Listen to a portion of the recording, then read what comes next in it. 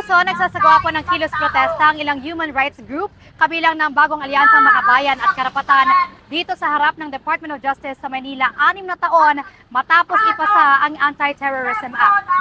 Ito na siguro ang pinakamabagsik na batas na naipasa sa kasaysayan ng ating bansa. Mabagsik dahil malabo ang definisyon kung ano ang terorismo.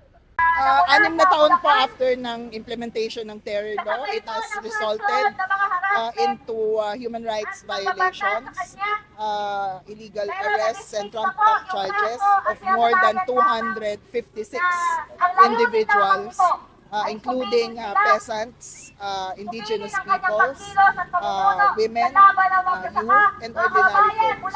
When it comes to people's rights, including the issue of human rights and corruption, when it comes to civil and political rights, mukhang nasa ilalim po at bagsak na bagsak ang administrasyong ito.